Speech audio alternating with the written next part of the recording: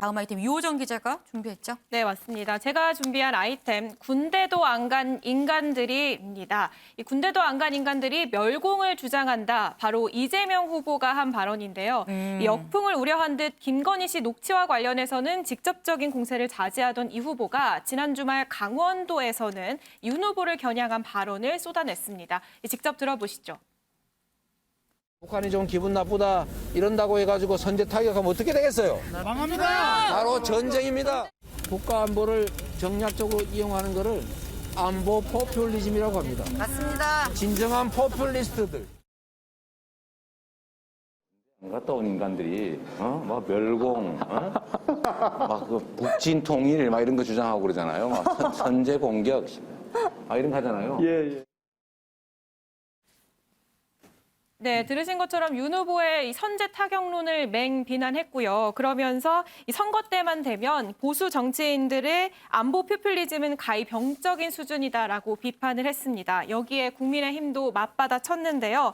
본인도 군대에 안 갔다 왔으면서 유체이탈식으로 본인은 제외하는 것도 이재명답다라고 비꼬았고요. 그러면 이 후보는 이 북한이 미사일을 쏘면 가만히 지켜보고 있을 것이냐라고 반문을 하기도 했습니다.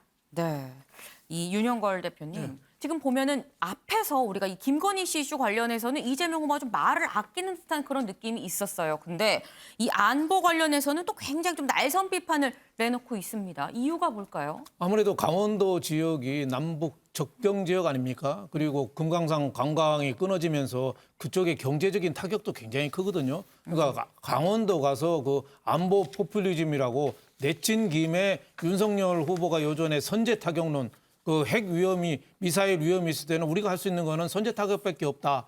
이 얘기를 정면으로 공격하는 거죠. 안보 포퓰리즘이라고. 그래서 선거 앞두고 저렇게 상대방을 서로 공격하는 거 저는 뭐 이해는 가지만 둘 다 똑같은 얘기를 반대로 하는 거거든요.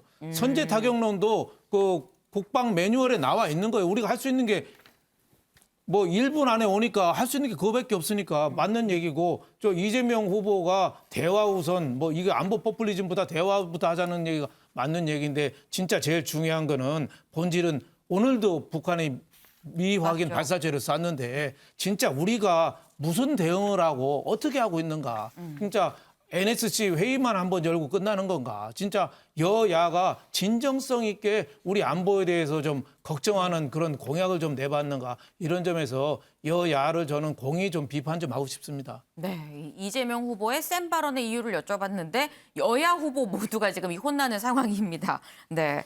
그런데 이 멸공 이슈 관련해서 이재명 후보 말고 또 이 사람이 등판을 했습니다. 네, 맞습니다. 바로 추미애 전 법무부 장관입니다. 어제 네. 한 예능 프로그램에 출연을 해서 이 멸공 이슈를 다시 한번 언급을 했는데요.